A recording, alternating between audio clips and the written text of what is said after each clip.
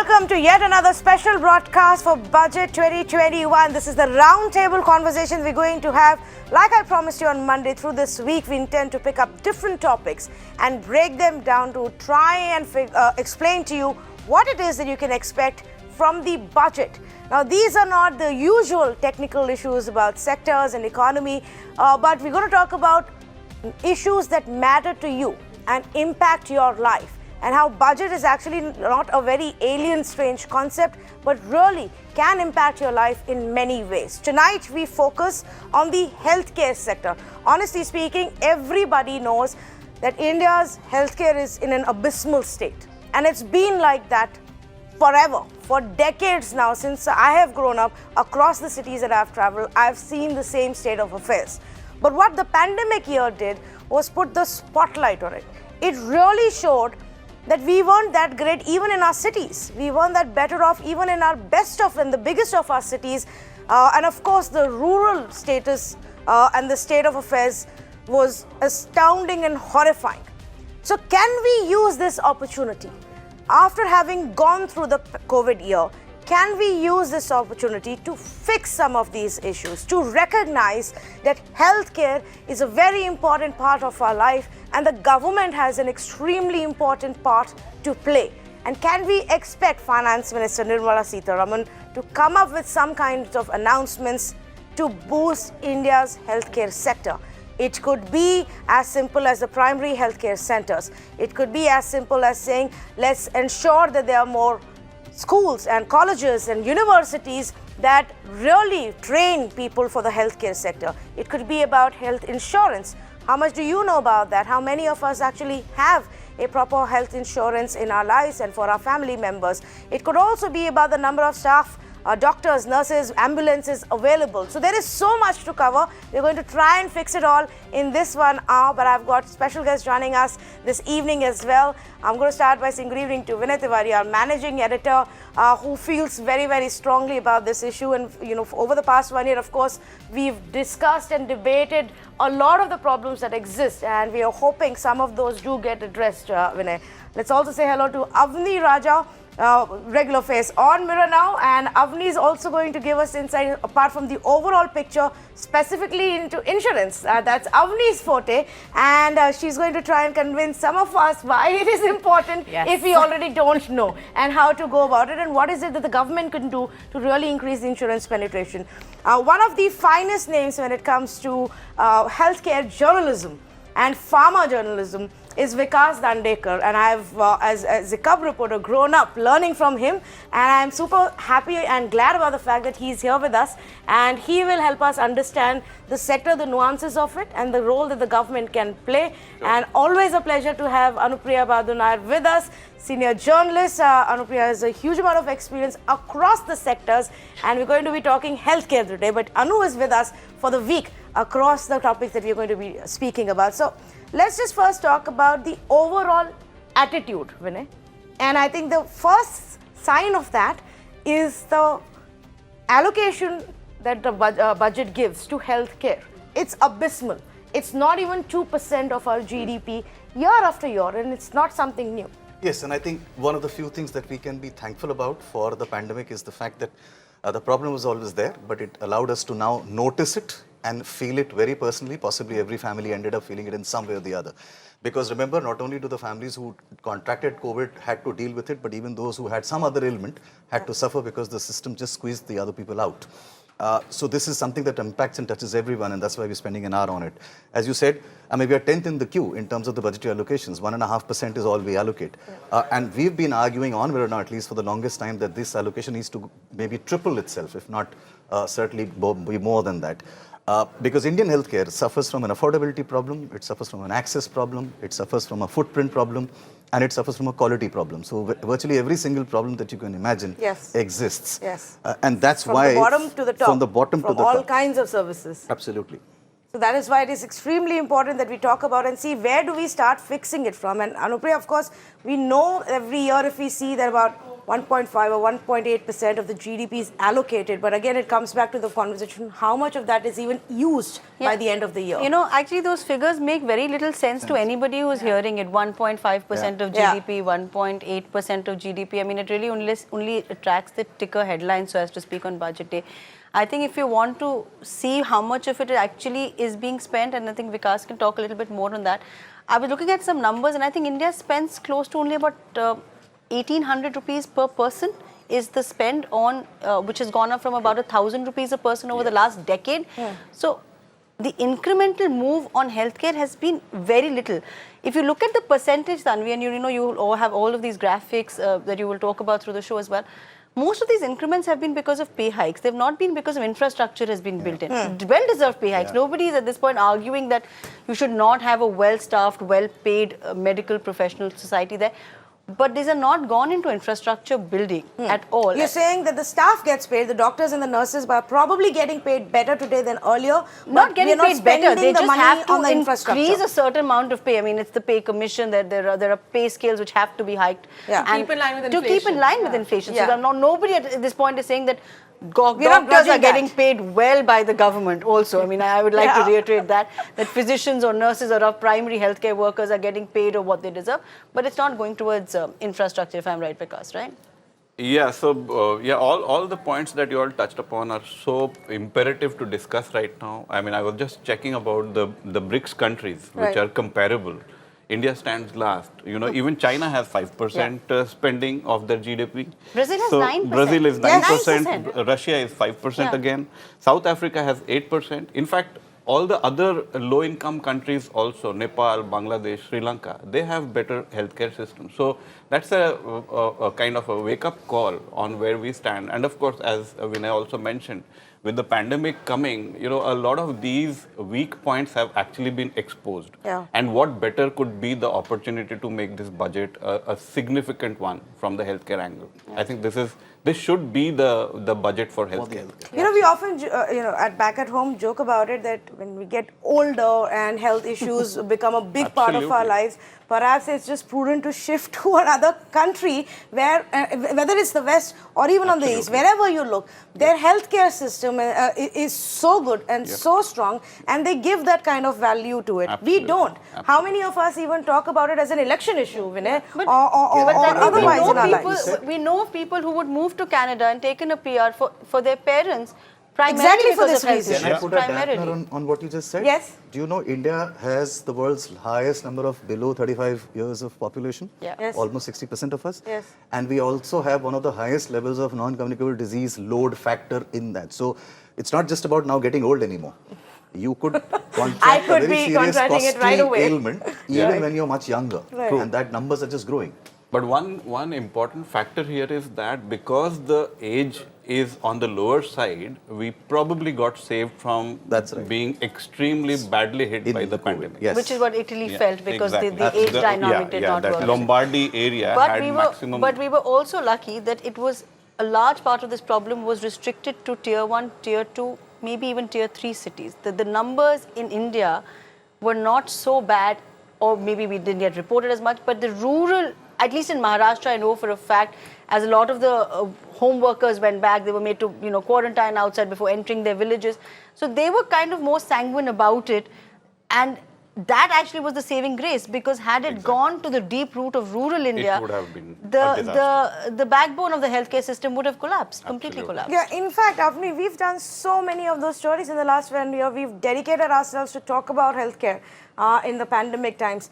And the cities, what actually came through in the pandemic year was, it's not just to say that your towns or small villages don't have access. The cities are not prepared. We can see that there are 5 flashy private hospitals that we can go to, but they're not prepared to handle the kind of the population that lives there. Yeah, absolutely. And we've covered all of that, but let's just, step away from the numbers and see what the pandemic has put the spotlight on. Things like lack of ambulances. Correct. Things like not enough, staff in the hospitals, things like the paramedics or the nurses, all of those kind of things, the testing, ventilator beds, oxygenated beds, all of these things, they were clearly not enough. And let's remember, we've been extremely lucky that we haven't got that second wave the way other countries had. Because if that happened, and we already saw in the first wave the kind of pressure that our hospitals were under, if the second wave actually happened, it would have been a complete disaster. I mean, touch wood, it doesn't happen. But this is really where the crux of it all, the kind of differences that we've seen across the board in the country. Absolutely. But I just want to throw in a point here that though at the time that we were looking at the pandemic, we were also seeing a lot of reports coming out that your regular routine problems just got completely sidelined. I mean, you're saying that for 1 year, the people didn't have kidney problems. There were no proper dialysis centers set up. I personally know of people that suffered terribly because they couldn't go for chemotherapy sessions, they couldn't go for their regular dialysis. And these are problems that are continuing. The pandemic hopefully will come and now go. But these are regular infrastructure problems that have been in our face for much longer than the pandemic, and they do need to be addressed. So let's start off with what can be done in the budget and what can we expect, Vikas. And let's start with the infrastructure part of it. Yeah, so firstly, immunization. I think that has actually taken us back by a few years. TB is expected to really go up significantly. I think it will have to work on 2 tracks. TB had already begun to become a problem before the COVID happened to us. Absolutely. Yes. And now because there will be a vaccination issue of kids not getting vaccinations in time, I think that will look at a fresh surge again. So I think on one track, we'll have to kind of do the damage control so that immunization process can start. And then, a lot of data which has got thrown up from this National Family Health Survey about nutrition. And you don't want to have an economy growing at 10 or 11% and at the same time having an issue of nutrition. Child stunting is a big issue. When will we think about that? I mean, mental health was never a problem, as was perceived. Now it has become a big issue. So all of these things will have to be seen. I think, I mean, from the days when we actually used to see budget and used to kind of wait to hear that, there will be some mention of healthcare. It has come a long way, but hopefully it will really find a very strong position in this. But with right now COVID being the focus and the vaccination drive being the focus, can we expect the government to come up with anything additional beyond, I mean, of course, there is an expectation that there will be a vaccine cess that we may have to end up paying because the government needs the money to do this. But beyond that, do they have the bandwidth this year to start off something big and new? So hopefully infrastructure will find a big place because rural healthcare, I mean, had it not really, had it gone to that stage, it would have been terrifying. So hopefully primary health centers will get fresh leaves. I think there was a viability gap fund which was spoken about last budget. I don't know where it actually stands right now, so we don't know about that. Jan Aushadhi stores where they actually made a promise that 2,000 new medicines will be made available. We have no idea. It actually looked like it's fizzling out.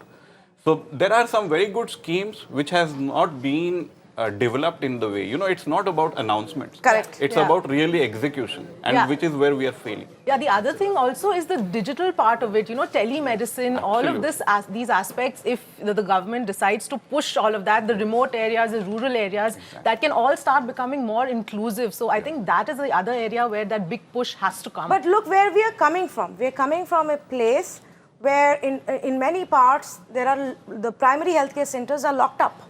There is nobody there. Absolutely. We daily get these stories from different parts of the country where, I remember this one story where a man's carrying his mother who's just met with an accident and he's kept her at the entrance door and he's running around the building trying to figure if there is anybody. From that to visuals of animals inside, animals who themselves are extremely unhygienic, infested with diseases, roaming around, sitting on the bed.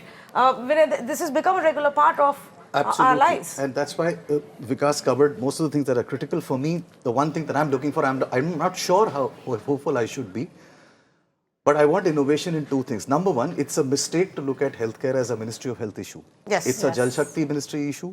It's a women and child welfare issue. It's even a roadway transport and highways issue. It's part of the education. And the government, and I'm hoping they're listening to the experts, there is a burden on the government. Simply see what happens in states like UP and Bihar.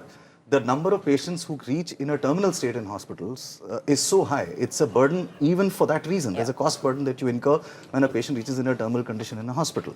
That is there because the primary health, the early detection concept, which should have been there because of a good private sector, is just not there. Correct. I mean, in Darbhanga, for instance, the district hospital is serving 6 districts around it. It is unimaginable. You really cannot have a situation like this. And that's possibly one reason why states like Kerala tend to respond better to... They had a massive flood and you see that there was no outbreak of an epidemic after that. In Bihar, the same problem doesn't get tackled so easily. In Eastern UP, every year there are annual diseases because the detection is very low. And even if it is, because the cost of transporting the patient to the center is so high, people are reluctant. They just don't go to a doctor. So I hope the government sees it as a multi-ministry issue and not just a health ministry issue because it's interlinked. But I'm still stuck on that point that Tanvi brought up. But what can they really do? Will they come out like they do for education, announce, they announce 10 more IITs, 5 more IIMs? Yeah. Will they do the same this time? Will they just come out and say, 5 more we're going to aims, have 10 more aims. We're going to No have sense one aim in actually, every state? I mean, on the sound of it, it sounds fantastic. Yeah. Oh, there's going to be aims in every... But look at a state like Maharashtra. What is one AIMS going to do? That's true. So, I mean, I am still, and maybe Vikas can help us, but I'm still battling to understand that where does the first foot forward really even come from? And mind it, when I was going through and trying to prep myself to sit next to Vikas and talk about healthcare. No, come on. And disclosure, I haven't got my 10-year-old vaccinated this time around for a booster because I was too petrified to take her in for a vaccination shot. Yeah. But I mean, you come to a point where you're wondering what can the government really do? If they set up more hospitals, are there really doctors who are willing to work? 80% of the burden is onto private hospitals that are not even taking 10% of the critical patients at this point. Yeah. So I have one answer to that. I mean, of course, I don't have the answer which the government will have, but I'll have one answer. You see, health infrastructure is as much a state government issue as it's a central government issue. So public sanitation, what I understand, comes under the state list. And not even health. I mean, it's a concurrently subject, right? Now, the thing is, the central government either needs to shed some bit of the big brother that I give you Dole's mindset, or the arrogance that, you see, I am the center and I decide everything for you. You really need a little more partnership going between state and center, because if you see the spends the states, that adds up to much more than what the central government allocates. It's about 68,000 crores is what they allocate. 69,000. But the state governments, if you add all of that, it'll be probably 1.5 crore, which is way more than what the You're central really government hoping for a new India, better yes. action between Because states. this That's our branding. A new India is our branding. This doesn't teach us to do that, what else will, right? It's our budget programming's branding. That's how much we are hoping for a new beginning after the year we have gone through. Okay, so like Anupriya said, Vikas, one part is, of course, the infrastructure. And like, maybe a little more can be expected on the primary healthcare center front, the PHCs, covering up the gap which we already have. The second part is now, what do you do with those buildings? Exactly. In our country, if I'm not wrong, we have what? One doctor for 11,000. In some states, that ratio gets 5 per further skewed. 10,000. Yeah, that's 28,000 people and one doctor in Bihar. It was 8 to 10,000. 8 hospital beds for 10,000. And 8 doctors. 8 hospital beds and 8 Exactly. doctors to 10,000. Yes, so and that is not a problem you can fix quickly. No. You will need time to set up the educational institutes, then time to train and teach these people. Exactly.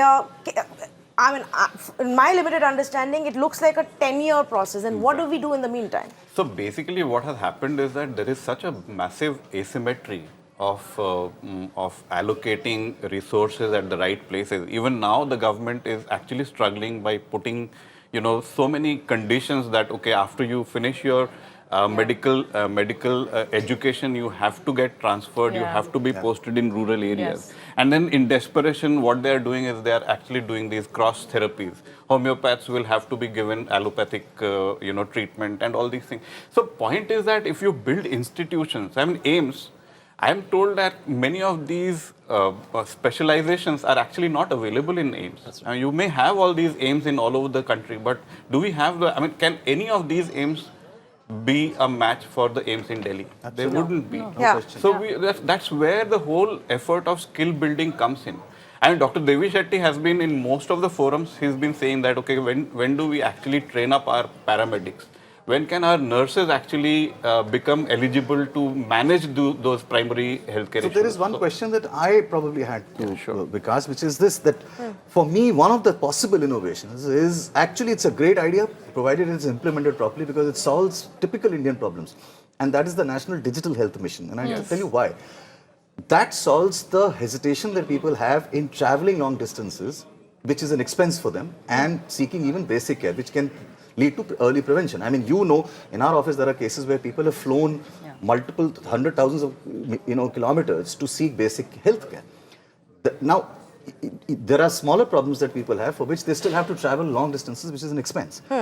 Telemedicine or digital medicine can actually bring that down. I mean, you can reduce that cost and allow people to access formal healthcare, not the Ojha or the Baba that they But you would still have the same doctor catering to 28,000 people. Which is why I say that it is not... But more efficiently. But I it's mean, probably if you're looking at that viability gap of 10 years that you're talking about, that on one hand you start training people, but you do this. But my issue with that again comes, I mean, it's a fantastic plan on paper. My issue comes back to awareness. They announce a lot of things, but it doesn't get off the ground. So insurance as well, and Avni will obviously talk a lot about that later.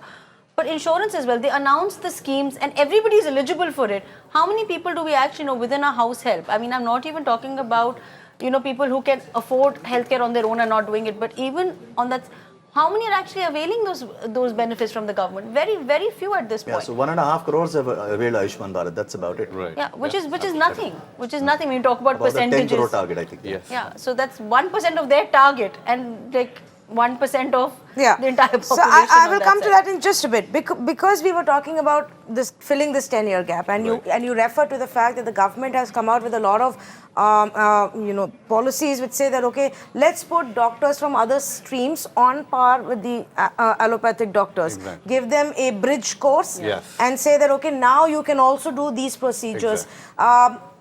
How is that really working out? Is it working? Because we saw a lot of resistance, obviously, from the allopathic doctors about it.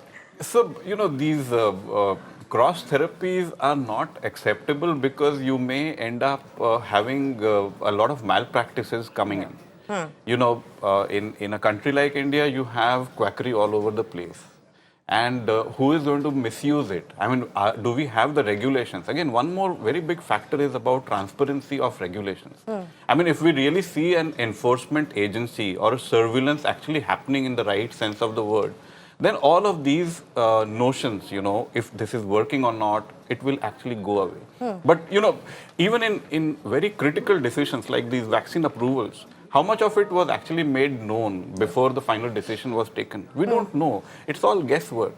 So if you have a system which is really, there is adequate surveillance, there is adequate enforcement, the FDAs are doing their job of actually nabbing the culprits, I mean, all of these will go away. I think it's also to do with this. So, the relevance of budget comes when actually you see that, okay, what happened last year, the announcements that were made last year, has been done in such and such manner. We don't see that. Do we see, 2 days later we will see economic survey, we will see the data. A week later we will all forget about it. So that's what, I mean, I think there is a lack of follow-up. And again, I'm sorry, I'm actually repeating this again, there couldn't be a better opportunity than this. We have been lucky that, the pandemic actually went and it's showing a downward curve now. But look at countries with 16.9% health budget of the GDP in US. They're struggling. They're struggling. I mean, imagine if some invisible factors had not come in, what would have happened here? So I think so much can be done in the existing infrastructure. I mean, so many hospitals are there across the country which are in absolutely abysmal state. Instead of just doing these band-aid solutions and trying to fix them, you really put in money and fix them ground up, like from the root. And that will also add a lot instead of always trying to build new hospitals.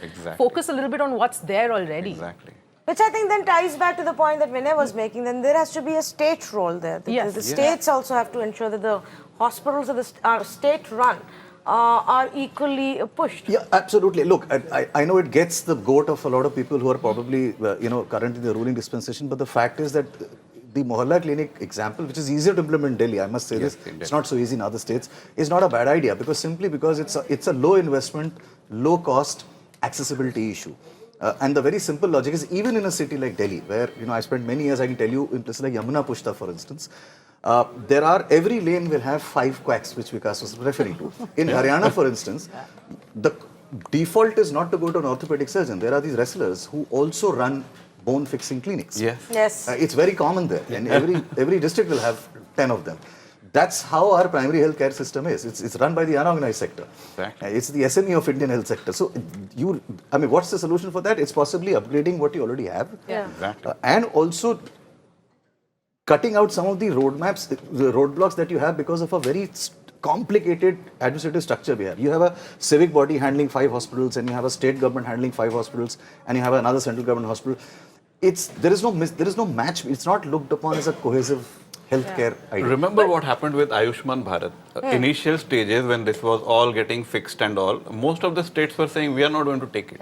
You know, they so didn't want it. one Yes. after another they actually started dismissing it, Yeah. and then it took so long, to bring them all on the same platform. Yeah, but some of those states already have their existing Yeah, so then insurance it schemes. took them some time to merge To the merge schemes. the two. Exactly. Yes. Yeah. But again, because Ayushman Bharat scheme was announced two years ago. Yeah. The first allocation was just about 3,500 crore Crore, rupees. yeah. Then the last year, I think government stepped it up to. I think it was 11,000, 6,000, then it Then came became to about further, 11. yeah. Yes, but again, Anupriya, those numbers may or may not matter at this point because of the pandemic, and we don't know what got implemented to what extent. So implementation across the board has been weak. It made me start to think about what happens to existing programs for, say, government employees, CGHS. It's a fairly successful program. I mean, as someone who comes from a family who is from the government services and is able to avail it till date, and we've had more and more private hospitals are. I think a lot of part of it comes down to being affordable as well. Yes. Yes. Affordability. Though India is a medical destination, medical tourism is a big thing in India. I mean, the number of people that come in here for heart issues, for everything, because it's so much cheaper than getting it done anywhere else in some of these developed But it's not nations. cheaper for us. But it's not, cheap because for the us. currency works against Yes. us. So if Yes. you were Yes. earning in dollars, I mean, I what's was really about to crib about a lot of labeling that is the bane of Indian healthcare sector. Medical One tourism. label is medical tourism. Second label is pharmacy to the world. It's completely Absolutely. distracting you from the real problem. Because we Very again true. don't get all those medicines at That's those not the costs. issue. That's not the issue. No? Okay, But, yeah, but, finish. but Yeah. I know for a fact that even private practitioners are saying that medical devices, and I mean, to the best of my understanding, still attract an 18% GST, That's for right. example. Even And insurance today, does. even health insurance. insurance, Yeah. Even health insurance. Avni's insurance. But to be very honest, I mean, it's unthinkable for a country like India, where you're desperate for technologies to make systems more efficient, more X-ray machines, more everything. Yeah. And Your you're medical asking- devices falls under the PLI scheme also now. So hopefully that is You at have to least tell the some. viewers what PLI scheme is. That's about We did it simplification. last time. So if you watched on Monday, you watched us on What Monday, is this? you know what it is. Quiz the viewer segment. Do you remember what production-linked incentives were? Which is where if you produce You know, certain again, amount, it's a you get very- government support. It's a very difficult thing to administer in a healthcare system. I mean, the benefits of the healthcare system may not be as easy as production in a two-wheeler factory, for example. Yeah. So you can't manage that, and so it's actually very. I mean, they have to really rethink about digital pickup for all of these hospitals, getting your records, digital records. I know that a lot of the lower strata complains that they have to carry these files every Yeah. time because there is no digital record of people. Even if But they you're go to saying the same that we doctor. already have a very good existing CGHS, for insurance example. scheme Yeah. for the government officials. We just have to They just have to ensure roll that we broad base it, Exactly. isn't it? That's it. Absolutely. So, honestly speaking, these schemes are really the ones which can actually hold as the best format. Yeah. And then the rest of the things. So one of the things that about Ayushman Bharat is also about private hospitals in the initial stages were not ready to get enrolled. Yes. Because they were saying that okay, the rates are going to be so low. So Yeah. that actually exposes the asymmetry. A doctor was actually telling me, a cancer specialist, saying, I thought that it will be easier for a patient to come from Nasik to Bombay because I thought that the rates will be lower. On the first day that he actually landed up here in Bombay for his treatment on chemotherapy and all, 89,000 rupees was the first day treatment, 89,000 rupees. And these are the things that actually do not go well when you actually said these labeling issues. Yeah. And we think that it's a low cost and everyone will be afford it. It doesn't happen that way. No, but the way some of the hospitals also work, the minute they find out you have insurance, I mean, Yes. you know, the rates completely change. massive. And that's also not They're not working fair. like hotels. You can't go to a hospital before the patient gets a bed. The reception has a Exactly. package ready for They you. would- You like package A, Exactly. B, or C? And whether you are they're covered willing- by insurance. Yeah. Yeah. So if you're covered by insurance, that package moves. You know, what is your problem? Just Like take the. five- And I 5 think times that more. also kind of tilts the entire cost grid because Totally. because then you're pricing for every single thing, every single product that they use, you know, during the treatment, to the process itself, to the charges, additional charges, the bed cost, IV cost, the gloves and the, you know, the If mask, anybody ever everything, goes yeah. through an actual surgical, the checkout or the report that you get, Yeah. Yes. it's actually a very fascinating process go to see through it. how many gauzes are used, and you have no way of verifying any of this, by Yeah. the way. Yeah. But still, I'm just saying that because you have insurance or you don't have insurance, I understand that hospitals are also a business, but there are many businesses the government, as we were talking the other, has no business being in. That's right. And it's time for them to get out of the business. They've had a bad run with airlines, you know, and these are businesses they need to get out. One business the government needs to get in with all feet and all hands at this point is healthcare. So my question would have been that how do you tackle the problem of high costs for private healthcare? The usual dilemma for any Indian is that government hospitals are not good enough in most places and private are not affordable. So would you agree with what Anupriya is saying, that the solution to that is just to improve the government healthcare, or is there something else we can look at? No, absolutely, and more certainly that healthcare from the private side are A class. I mean, many people travel here for stenting or for most of their complicated procedures is because, you know, we have medical experts who are really world class. So there's no doubt. Now, how does this cross, fusion happen between the private healthcare and the government hospitals?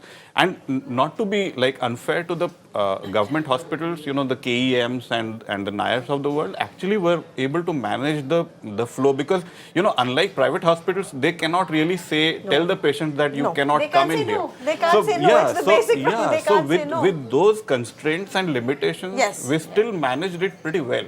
So to be fair to that point, only problem is that, you know, because I read a Indian Express article written by Nachiket Moore. He said, you know, it's about allocation. Yes. Are you allocating it in the right way? Have you been able to point the loopholes, or it's just a blanket, you know, approval of XYZ 1,000 crore? You know, if we are actually focusing it on the right places, then I think a lot of these things can improve. Yeah, so that ties back to it when I was talking about how the states then play a bigger role. And I have a question with that. Do you think that now the center, with the way they've handled the entire lockdown and the unlocking phase, and as it progressed, we saw more and more power being given out to the states. So center also realized that we can't do this without the states. Do you think that is going to be sort of some sort of benchmark as they see and say that, okay, in healthcare, we do need the states to sort of, step in more and sort of proceed in that format? Yeah, I hope so. Look, I mean, in the current crisis of COVID, the situation was different because the government was using the National Disaster Management Act to implement laws, which of course supersede any other state law. So there was a technical procedural reason for why the ICMR and the Ministry of Health at the center were taking all the calls. Now that NDMA Act will no longer be enforced, which means the states will have far more freedom to do what they want to with their basic healthcare. But what I do believe is that increasingly the central government needs to realize that there are issues that we have, fundamental issues that we have, for which the cooperation between the center and the state has to be stepped up. It can't be about political hostility. Unfortunately, budget exercises are allocation exercises, but they're also political exercises. Allocations are done on political grounds. Absolutely. Several ministries' allocations for the longest time have been done on political grounds. I mean, it's only now that we see, thank God, railway budget has been merged into the national budget. But every railway minister would come and issue 10 new trains for their state. That's all that happened. So it's a political paper. Why But does they were announcing entertaining trains, speeches. But they were entertaining Well, speeches. that was, yes, some, yes. You have to miss some part of those entertaining speeches. But why does announcing 10 trains carry so much more political weight than announcing 10 good hospitals in your city, or affordable medicines, or a scheme, insurance scheme? Because we've that never had helps a you? flashy health minister of political importance. You've had far more flashy Or you've not railway had a There's a ministers. cultural pandemic. reason for that. I am a very strong believer of why that's a, It's not something that anyone here in this floor will possibly realize it, because we are actually not the actual sample of Bharat. This is a very rarefied group. You step into a smaller town and you'll realize Indians are temperamentally fatalistic. And when they fall ill or something goes wrong, they tend to blame fate. Not that there was bad infrastructure next to you which would have saved you. Yeah. That's true. Far too less people complain about it. You know, you see, go to people in states like Bihar or UP in small towns, those hospitals they're not complaining about. There should be a protest of those hospitals. There are dogs and there are pigs and there are stretchers are not available. Nobody protests because they just tend to accept it as fate. This is no longer about fate, and I hope that this pandemic realizes and teaches people that. Yeah, I think for anything to improve in this country, it has to become some kind of political fodder or tell you that you will get some political gains. Otherwise, it may be a great statement of intent, like you said, on paper. But is there enough will to follow it up and actually implement it on ground? I think for this government, two big tests. One is the Ayushman Bharat scheme, as we've been saying, and the other, of course, is the follow-up on COVID and vaccines and the vaccination drive and how quickly they make it accessible to everybody. But before we go further with the cost conversation, Vikas, I wanted to ask you this.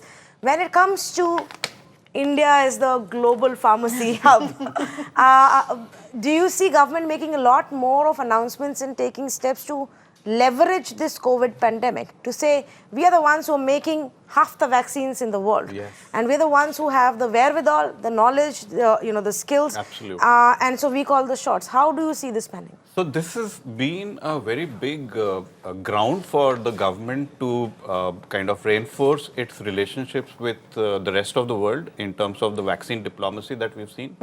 I mean, the same was followed in the healthcare diplomacy. Somehow hydroxychloroquine didn't work, so it got fizzled out. But in terms of supplying medicines to the rest of the world, I mean, imagine in the richer countries. I'll just give an example of Zolgensma, which is a spinal muscular atrophy drug by Novartis. One shot, and it's a one and done. I mean, it actually cures with one injection. Imagine, take a guess how much it will be. 16 crore rupees. 16 crore rupees for one injection. Wow. And this is for what? What illness? This is spinal muscular atrophy. This is a degenerative condition which actually comes from 5-6 months. 16 crores. Yes. So, thank God that we have the generic industry thriving here. Yeah. I mean, of course, these are extremely complicated products, so it will take like ages to master these. But for rest of the world, I mean, cancer also. I mean, cancer therapies are becoming so much more expensive. So that's what I don't understand, that if we are the generic hub, and I mean, you've got the APIs coming out of here, why is medicines, why is pharmaceuticals still so expensive in India? That's the point. So while we actually are supplying low-cost medicines to the rest of the world, we haven't actually done a deeper introspection of the market dynamics here. Okay. I mean, so Jan Aushadhi, a product which will be available for 2 rupees a tablet, you go to the branded generic, it will be 45-50 rupees per tablet. And you'll see this in CGHS, because you'll have a private doctor write out, you've gone to a private doctor, for example, and you've taken a medicine, and the doctor looks at it and says, I'm not going to give you this, and he crosses it out. Gives you a different... It's the same chemical. Yeah, and absolutely. it's maybe 1/10 the cost. And very few people know about Jan Aushadhi. Yeah. Very low awareness. Very low. No, but why does it happen? So branded generics is like you have to promote it to the doctor, the medical rep has to go.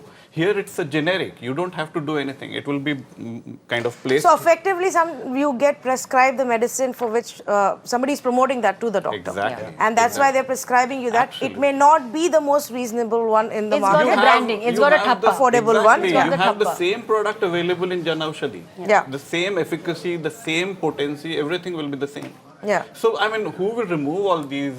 And that's why, when there is But a not drug, very many people know about They Jan don't know Aushadhi. about this. Yeah. Not very many Jan people Aushadhi, know. very low awareness. That's my big problem. I don't know why people so should it's not a be told huge about opportunity which is actually getting completely squandered away. it. Yeah. So does the government really then need to think about not just spending money on more infrastructure and education, but just spending more money on awareness of the right kind of things, of reaching out Absolutely. Yeah, on they should. awareness, even on insurance, for example. You've got the programs in place, let's get it rolling at least now. So I mean, that's but that's the talking problem. about Jan Aushadhi, there also you have then doctors who are, tied up with certain companies and then they prescribe the drugs only of those companies, even if there's a cheaper version available. So all those nexus, that is still existing and it really sort of ends up intellectual corruption. Yeah. So I have ended up doing it not for the most serious of issues that you get prescribed medicines for, but otherwise go to the pharmacist and ask him that are there other generic options available for these medicines, and obviously the pharmacists are also equally well aware and well trained in this. But that's the thing. In India, the pharmacists, actually anybody can be a pharmacist. Technically not, but mostly it's the guy who was used to taking out the medicine will now tell you. And you're right, he's very well aware. But again, coming back to educating and filling up the gap, your off-the-shelf medication should be able to, a person should be able to go and get it. Like my maid is getting a headache, she doesn't need to get to KEM to get probably a saline injection and say, Didi, main theek ho gayi. She should be able to go to a trained pharmacist and describe out basic symptoms which don't require a detailed prevention act to go to a hospital at some point. But we don't have that. That's where actually the US costs have gone up so much. I mean, they have a thriving innovative industry there. But because of this formulary kind of a setup that you actually have to go through all of these tests, no matter even if it is a minor headache, you have to do these tests and that actually inflates their numbers. Of course, the pricing is completely free, so you can actually, so there is the market dynamics plays only in the generic industry, and that's why our generic industry has also done very well in the US. So that is also something that the government should look at. Awareness or bringing about more awareness for schemes that are there and ensuring a wider coverage of the schemes which are present. We've touched upon it briefly here and there, but that's because it's so important, Avni, which is the insurance part of it. What is, according to everybody that you interact with, what's the biggest challenge there? Is just lack of awareness, or is there some other kind of hesitancy to say, why do I need it? Do I really need it? I can manage it. Why is the penetration so low? I think it's a combination of everything, because if you look at, I don't know how many of you have actually pulled out your health insurance policy and tried to read it. It's impossible to decipher the what is... Every time the brochure comes, I just sling it to one side, keep the card with me, and that's that. But people don't even ask questions. People don't ask questions on critical care. No. People don't ask on disability. People don't ask questions on pre-existing conditions. And the other big issue is that most people, I mean, all of us, at least who are salaried class, end up being covered by our employers. So you don't think it's necessary to have your own personal policy. But again, that's such a big mistake. I mean, especially in this day and age, you don't know when you can lose your job. So you have to have that personal health policy too as well. So I think it's a combination of all this that the penetration is so low in India today. Yeah, I know. I think it's actually, for me, salaried class is not the worry at all, because no matter how much we add up, it will still be about 10-12% of India, right? Any family, ask any family in this country, 60 to 70% of their medical expense will be out of pocket.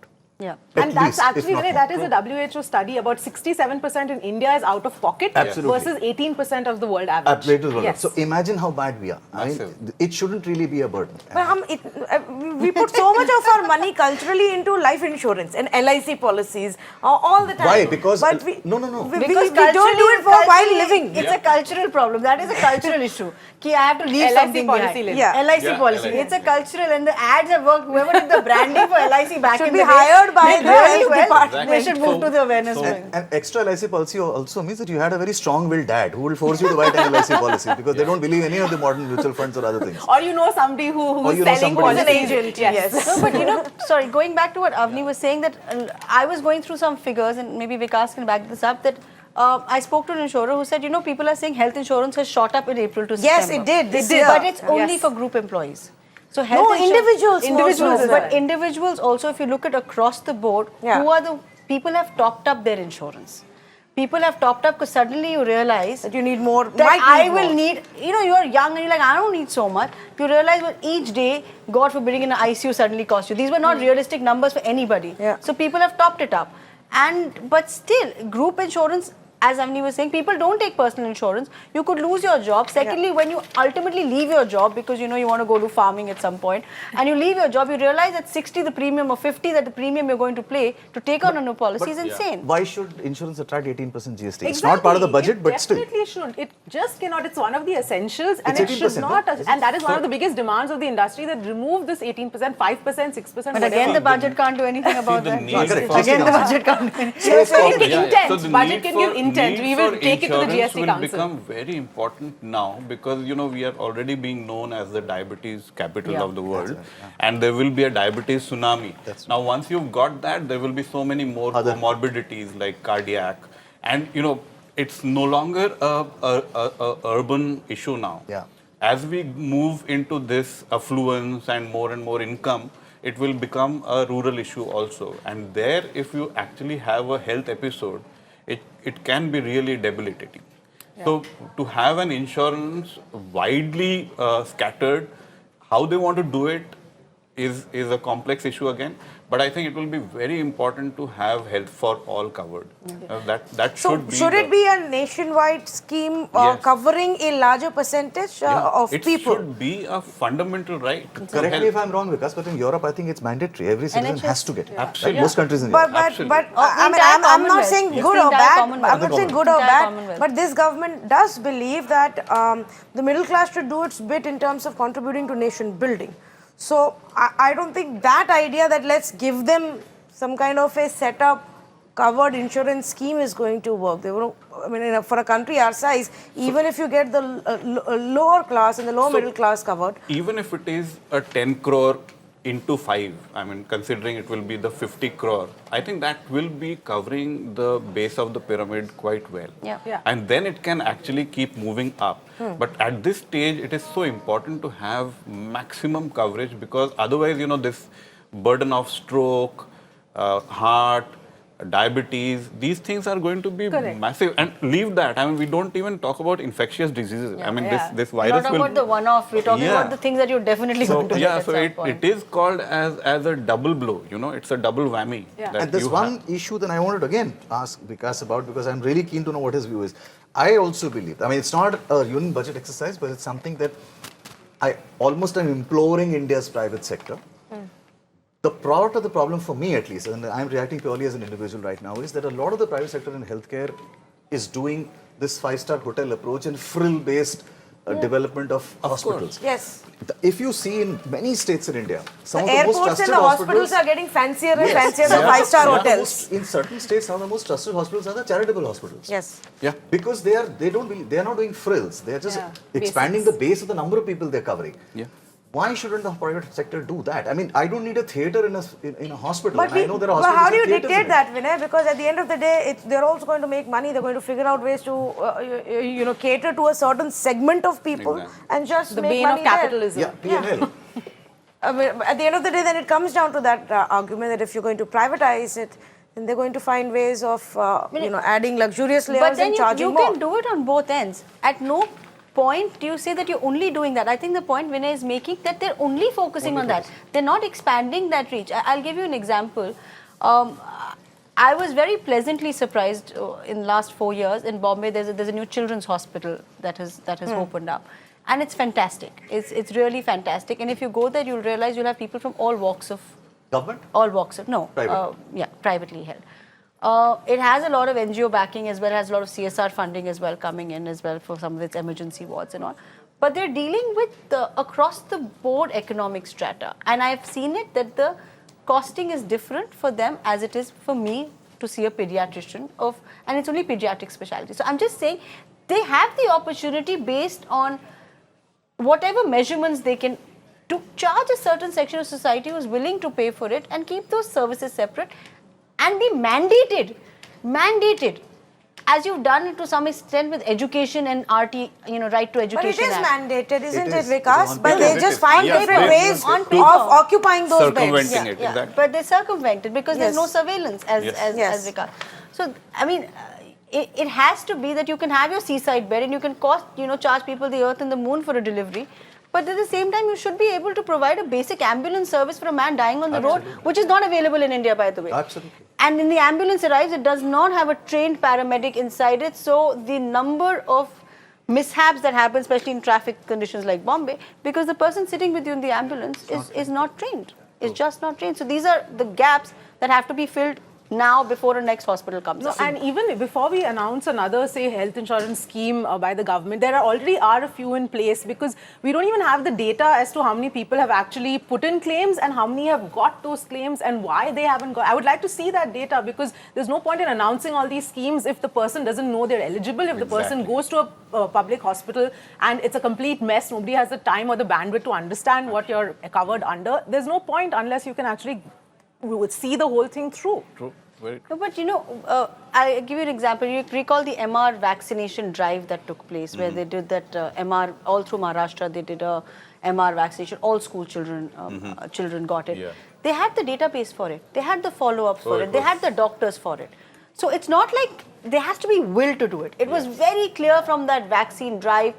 From day one till day end, every single child enrolled in school got vaccinated. Just for the viewers' benefit, it's measles and rubella. That's Yeah, MR, measles and rubella. Just in case. And it was a free vaccination. They were BMC workers, which comes back to again state. At some point, center will have to ask states if not, exactly. I mean, that dynamic has to change for this to happen. It cannot be a new India, it cannot be new health without the states stepping in. Before we wrap this up, the one final question I wanted to ask was about, again, the vaccine and the COVID vaccine.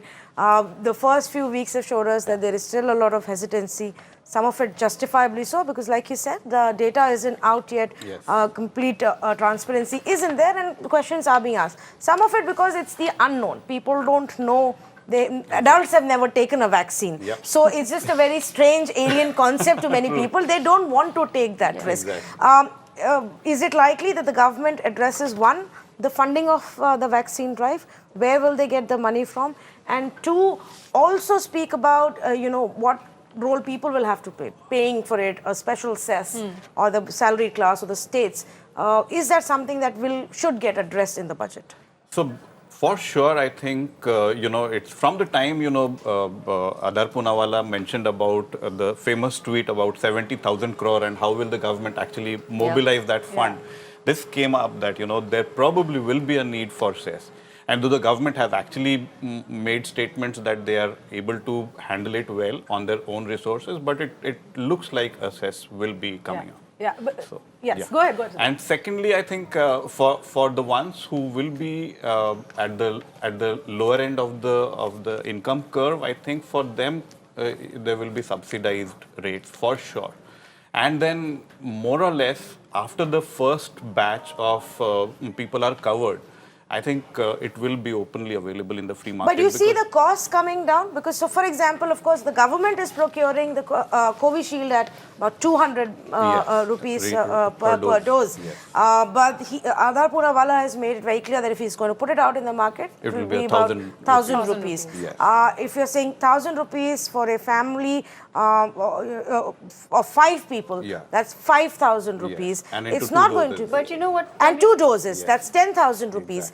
We in India, in our country, people don't want the gas cylinder because they're not going to be paying 800 rupees, let alone 10,000 rupees. So that will become a big challenge if the center plus the states don't come in and say, okay, we share this burden. But I think that will get divided. That will be an income division, Tanvi. So there's no way that the person with the ration card is paying 1,000 rupees. Correct. They are going to vaccinate them. After that, a lot of corporates will set it. I want to call my employees back.